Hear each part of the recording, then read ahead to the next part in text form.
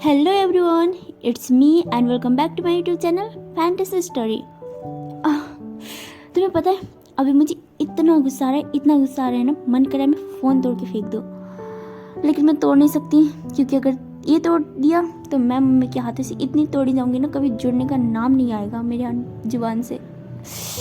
पता है क्या हुआ, मतलब मैंने ना कल ही आज का एपिसोड रिकॉर्ड करके रख लिया था कि मुझे आज रिकॉर्ड करना ना पड़े, लेकिन गलती से मैंने वो डिलीट कर दिया।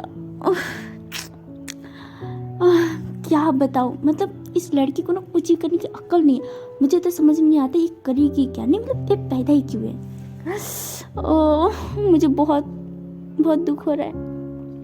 क्या छोड़ो, तो आज हम अपने फंक्शन फेयर ऑफ हैप्पीनेस के नेक्स्ट पार्ट को एक्सप्लेन करने जा रहे हैं। होप आज का पार्ट आप लोगों को पसंद आएगा। अगर पसंद आए तो प्लीज़ मेरे वीडियोस को लाइक कमेंट कर दीजिएगा और प्रार्थना कीजिएगा कि ये वीडियो तो कम से कम सही सलामत आ जाए यार। इधर सुजी घर आ जाता है और उसके साथ में जिंगी भी था, पर सुजी आज अपने स्कूल से पूरे 1 घंटे पहले आया था। स्कूल के टाइम से घंटे पहले आया था। तो वांग जी सामने सोफा में बैठकर अपने फाइल्स देख रहा था। सुजी को देखकर वो पूछता है, सुजी जिंगी तुम आज अपने स्कूल से 1 घंटे पहले क्यों आ गए? तो सुजी कुछ बोल ही नहीं पा रहा था और वो बस वो करता ही रह गया था। तभी जिंगी कहता है, हमें असाइनमेंट मिला है ना, तो कंप्लीट करने के लिए हमें एक्स्ट्रा टाइम भी मिला था, है ना सुजी? तो सुजी कहता है हाँ डैड। तो कहता है इसीलिए हम जल्दी आ गए और मैं भी साथ में आया हूँ ताकि हम साथ में बैठकर कंप्लीट कर सके। तो वांग जी कहते हैं अच्छी बात है तुम्हें एक्स्ट्रा टाइम मिला है, पर जब एक्स्ट्रा टाइम तुम्हें स्कूल में मिला हो तो स्कूल का काम वहीं पे ख़त्म किया करो। तभी सीजन पीछे से आते हुए कहता है, वांग जी तुम अंकल की तरह बात मत करो। शिजी जिंगी तुम हमेशा असाइनमेंट करती रहते हो, असाइनमेंट के अलावा भी कुछ किया करो, बच्चों को थोड़ा एंजॉय भी करना चाहिए। तुम लोगों को पता है जब मैं अपने स्कूल में था ना, तो मेरा असाइनमेंट कभी भी कंप्लीट नहीं होता था। तो वांग जी पीछे से कहता है इसलिए रोज आपको टीचर से मार पड़ती थी। शिजी और जिंगी दोनों सीजन को देखने लग जाते हैं। तो सीजन बोलते हैं उसकी बात मत सुनो, मैं अपने स्कूल में था ना तो मैं हमेशा बंक मार के घूमने जाया करता था। तो वांग जी फिर से कहता है इसीलिए रोज अंकल से डांट खाते थे। सीजन फिर से कहता है मैं अपने क्लास में ना सबके साथ लड़ाई करता था, मैं अपने क्लास का हीरो था। तो वांग जी कहते हैं हीरो नहीं गुंडा, इसलिए आप रोज अपनी हड्डियां तोड़वा के घर वापस आते थे। तो सीजन कहता है फिर भी मैं कभी फेल नहीं हुआ, ये मेरा रिकॉर्ड है क्योंकि मैं पढ़ाई भी करता था। तो वांग जी कहता है आप पढ़ाई कम और चीटिंग ज़्यादा करते थे। शिजी के कान में जिंगी कहता है मुझे लगा था हमारे जैसा कोई नहीं, पर आज पता चला जेवजुन तो अपने टाइम पे हमसे भी बड़े महान इंसान थे। सीजन वांग जी की तरफ देखते हुए कहता है और एक ए महा से सारे टीचर्स का फेवरेट। तो वांग जी कहता है क्योंकि मेरे असाइनमेंट हमेशा टाइम पे कंप्लीट होते थे। तो सीजन कहता है नंबर 1 किताबी कीड़ा, इतना पढ़ाकू कि चश्मा भी लग गया था। तो जिंगी कहता है वो तो अभी भी लगा हुआ है। तो सामने से वांग जी बोलता है मैं पढ़ाई करता था क्योंकि मैं हमेशा फर्स्ट आता था। तो सीजन उन्हें देखकर कहता है ये तो किताबी कीड़ा है, इसकी बात मत सुनो। तो वांग जी सीजन को देखते हुए कहते हैं ब्रदर आप उन्हें बिगाड़ रहे हैं। तो सीजन कहता है बच्चों में इतना तो चलता ही है, तुम लोग एंजॉय भी किया करो, वैसे भी स्कूल टाइम बार बार थोड़ी ना मिलती है, कभी कभी तो तुम लोगों को देखकर मन करता है कि मैं भी स्कूल जाऊँ, लेकिन क्या करें अब मेरी तो उम्र है नहीं। तो जिंगी सीजन से कहता है जीवजुन क्या आप अपने टाइम पे बैक बेंचर्स थे क्या? तो सीजन कहता है नहीं मैं तो नहीं था, हाँ मैं बैक बेंचर्स का लीडर जरूर था। ऐसा बोल के वो तीनों हंसने लगते हैं और वांग जी उन्हें देखकर नाम ही सिर हिलाता है कि नहीं भाई इनकी तो कुछ हो ही नहीं सकता। तभी सीजन से कहता है वैसे ग्रैंडपा वापस आ गए थे ना, वो कहाँ गए? तो सीजन कहता है अंकल घर में बैठते ही कब है, उनको कुछ न कुछ काम होता रहता है, इसलिए फिर से पता नहीं कहाँ चले गए, वो आ जाएंगे। तो शिजी कहता है ओके। तो सीजन कहता है अच्छा शिजी जिंगी वैसे परसों तो तुम्हारे स्कूल में पेरेंट्स मीटिंग है ना? तो जिंगी कहता है हाँ जीवजुन। तो सीजन कहता है मैं आ जाऊँगा, वैसे टाइम कितना है? तो शिजी कहता है अंकल आप जब भी फ्री हो। तो वांग जी पीछे से कहता है ब्रदर मैं चला जाऊँगा। शिजी और जिंगी दोनों एक शॉक वॉइस में कहते हैं नहीं। वांग जी उनकी तरफ देखने लग जाता है तब जिंगी कहता है कि हमारा मतलब है जीव जन आ जाएंगे ना, आपको तकलीफ लेने की क्या ज़रूरत है ना सुजी। तो सुजी कहता है हाँ हाँ हाँ बिल्कुल भी तकलीफ मत लीजिए। तो वांग जी कहता है ब्रदर को और भी काम होते हैं, काफ़ी टाइम हो गया मैं भी तुम्हारे स्कूल नहीं गया, मैं भी तो देखो तुम लोगों ने कितनी तरक्की की है, या फिर तुम भी अपने चाचा की तरह उनके नक्शे कदम पर चल रहे हो। तो शिचन वांग जी की तरफ देखते हुए कहता है एक मिनट, तुम्हारे कहने का मतलब क्या है? मतलब मैं अपने टाइम पे बैक बेंचर था, इसका मतलब एक ही मैं शिजू को भी बिगाड़ दूंगा? बिल्कुल नहीं, मैं तुम्हें गारंटी दे सकता हूँ कि अगर तुम शिजू के स्कूल गए तो तुम्हें शिजू की एक भी कंप्लेंट सुनने को नहीं मिलेगी, क्योंकि मैंने उसे बहुत अच्छी शिक्षा दी है और तुम्हें उनके टीचर से पता चलेगा कि इसके काम हमेशा कंप्लीट होते हैं क्योंकि मैंने अच्छी शिक्षा दी है।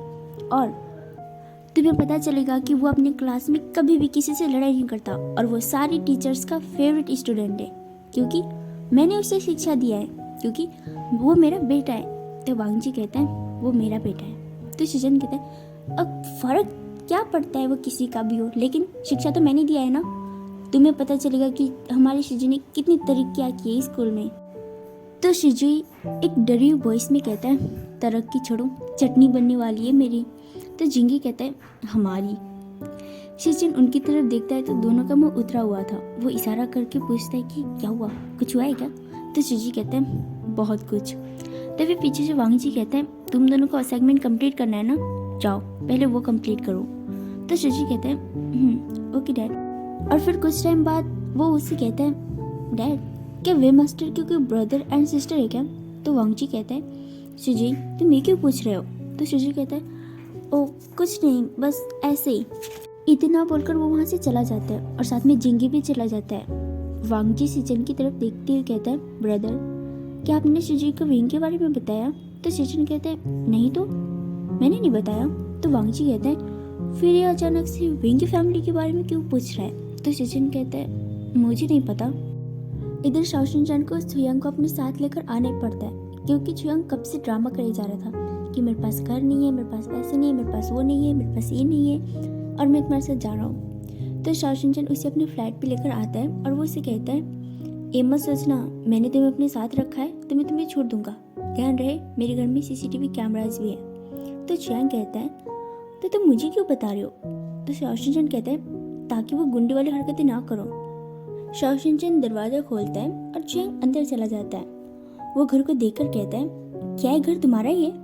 तो शाओशिन कहता है नहीं, रेंट पे ले रखा है, मेरा घर है तभी तो तुम्हें लेकर आया हूँ, अगर किसी और का घर होता तो तुम्हें क्यों लेके आता?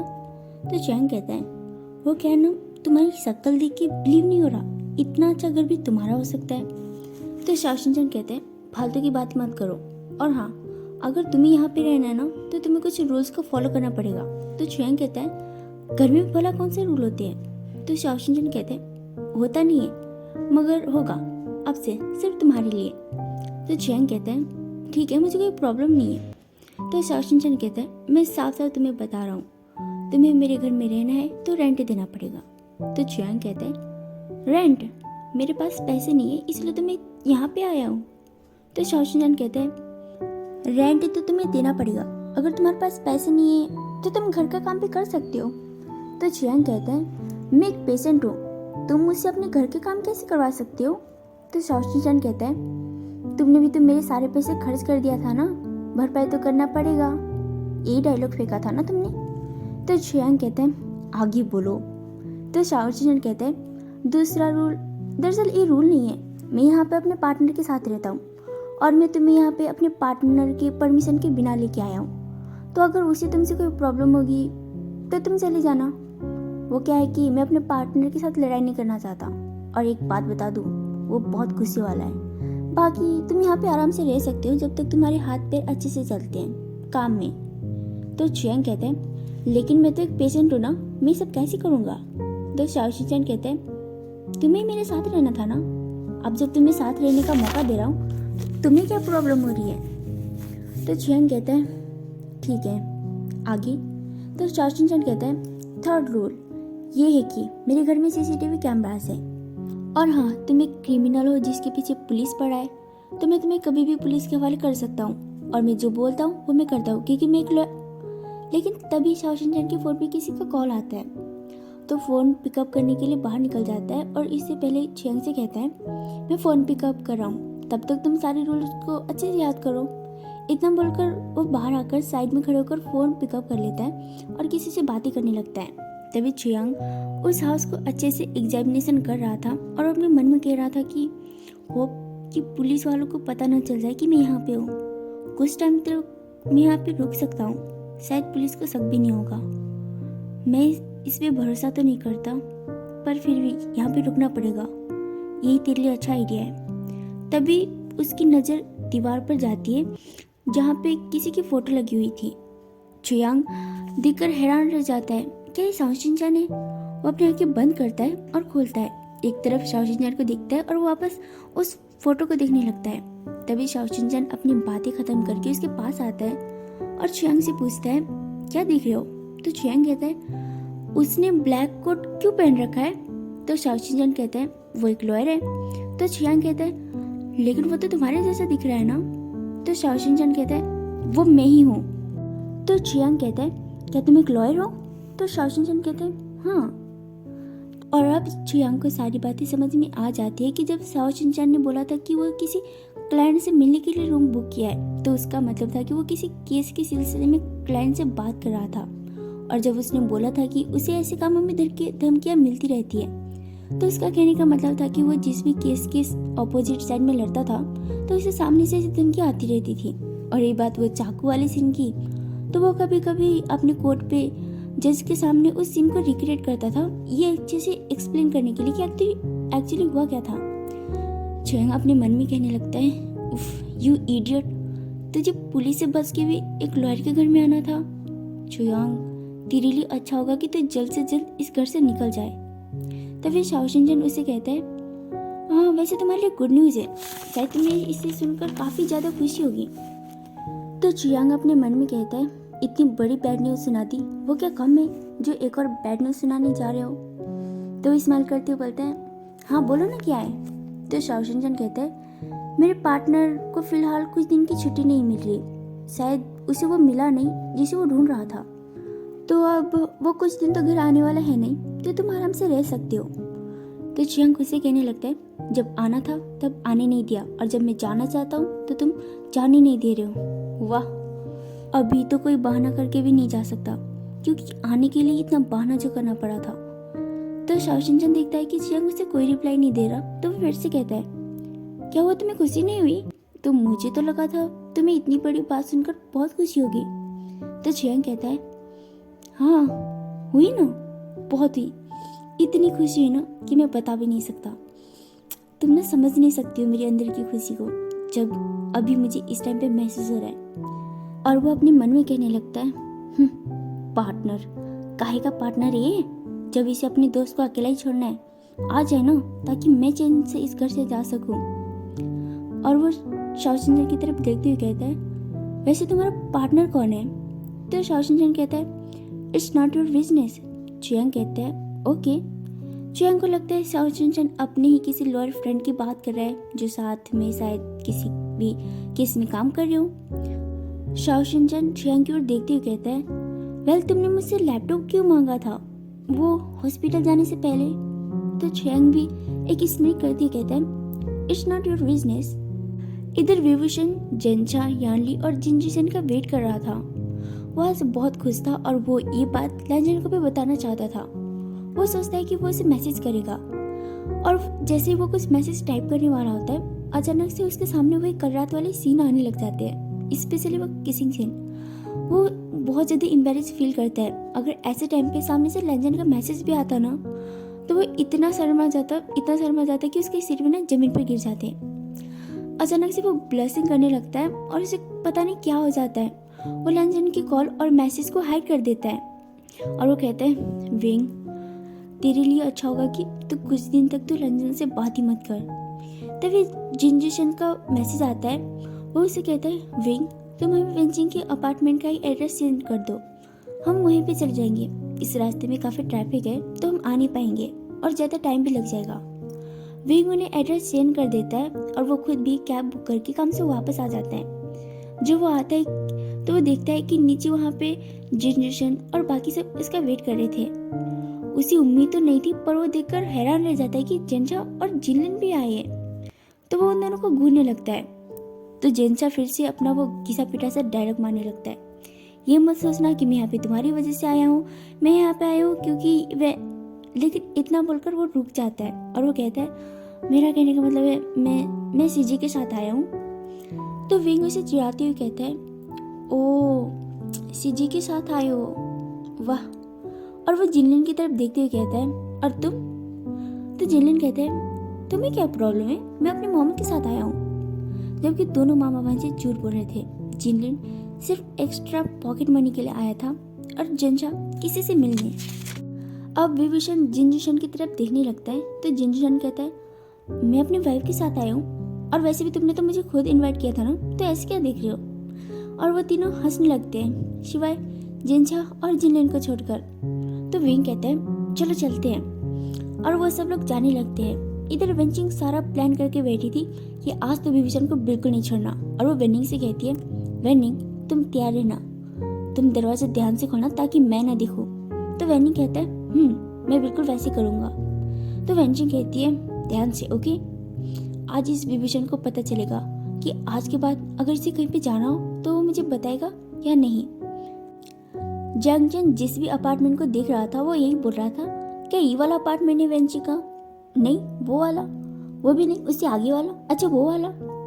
जब वो लोग फाइनली वेंचिंग के अपार्टमेंट के सामने आते तो विंग से कहता है, लो आ गई तुम्हारी मंजिल। पर विंग को थोड़ा अजीब लगता है, क्या वेंचिंग की आवाज नहीं सुनाई दे रही। वो क्या है कि बाकी दिन तो वेंचिंग चिल्ला चिल्लाकर सारे घर को अपने सिर पर ले लेती। और वो जेंचा से कहता है, जेंचा जरा तुम दरवाजा नॉक करना।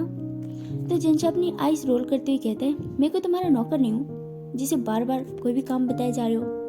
तो यानली उसे कहती है, आचेंग जब आशन बोल रहा है तो कर दो ना। जेंचा दरवाजा नॉक कर लेता है। वेनिंग धीरे से दरवाजा खोलता है, पर तभी पीछे से वेंचिंग झाड़ू लेकर जेंचा के सिर पे एक धड़ाम से मारती है कि बेचारा जेंचा सीधा वेंचिंग के पैर पे गिर जाता है। कुछ टाइम के लिए तो उनमें से किसी को पता भी नहीं चलता कि हुआ क्या, मानो ऐसा लग रहा था भूकंप आ गया हो। तभी यानली कहती है, आचेंग तुम ठीक हो ना? तो जिनलिन कहता है, मामा जी आपको चोट तो नहीं लगी? और तभी विंग सामने से अपनी आंखें बड़े बड़े करते हुए कहता है, वेंचिंग ये क्या था? वेंचिंग विभीषण को अपने सामने देखकर हैरान रह जाती है और वो कहती है, तुम तो वो। तभी नीचे से जेंचा अपने सिर पे हाथ रखते हुए कहता है, वेंचिंग यू इडियट गर्ल, ये मैं हूँ। तो वेंचिंग कहती है, जेंचा तुम? जेंचा यहाँ पे बिल्कुल उसी पोज पे गिरा था जब उसने कॉलेज टाइम पे वेंचिंग से सूज की मार खाई थी। दरअसल उस टाइम पे वेंचिंग को कुछ लोग परेशान कर रहे थे क्योंकि उसने अभी अभी न्यू कॉलेज में एडमिशन लिया था। वेंचिंग उन लोगों से लड़ाई नहीं करना चाहती थी, लेकिन वो लोग उसे इतना परेशान कर रहे थे कि वेंचिंग उसे लड़ाई करने लग जाती है। नीहुशांग, जेंचा और विंग सामने से कहीं जा रहे थे। तभी वेंचिंग अपनी शूज उतार कर उसे परेशान करने वाले में से किसी एक लड़के को मारती है, पर अफसोस वो सामने से हट जाता है और उसका जूता सीधा जाके जेंचा के सिर पे लगता है और वो धड़ाम से नीचे गिर जाता है। वेंचिंग दौड़कर उसके पास आती है और कहती है, माफ करना, तुम्हें चोट तो नहीं लगी? मैं तुम्हें नहीं मार रही थी, दरअसल मैं उसे मार रही थी। और जेंचा अपने मन में कह रहा था, अब पूछने का क्या फायदा जब मुझे मार ही दिया है। और वो स्माइल करते हुए कहता है, नहीं मुझे ज्यादा चोट नहीं लगी। विंग और नीहुशांग दोनों एक दूसरे का मुंह देखने लगते हैं। क्या जेंचा को किसी ने जूते से मारा और उसने कुछ नहीं बोला? जबकि अगर उन दोनों में से कोई भी जेंचा को हाथ भी लगा देना तो जेंचा ना उन दोनों का मर्डर कर दे। तभी विंग कहता है, अरे हटो, तुमने मेरे भाई को मार दिया। तो नीहुशांग कहते हैं, अभी वो जिंदा है। तो विंग कहता है, अगर मर जाता तो? तुम जानते भी हो मेरे भाई कितना कीमती है। तो वेंचिंग कहती है, मुझे माफ करना, मैं सच में उसे मारना नहीं चाहती थी। और उसी दिन से वेंचिंग की न्यूहिसांग, विंग और जेंचा से दोस्ती हो गई थी और वो एक कॉलेज में फ्रेंड्स ग्रुप बन गए थे। सो गाइस, आज का पार्ट यहीं पे खत्म करते हैं। हम मिलेंगे नेक्स्ट पार्ट में, तब तक के लिए बाय, टेक केयर। मुझे अभी भी अपने उस वीडियो के लिए बुरा लग रहा है। हाय, ये दुख काहे खत्म नहीं होता।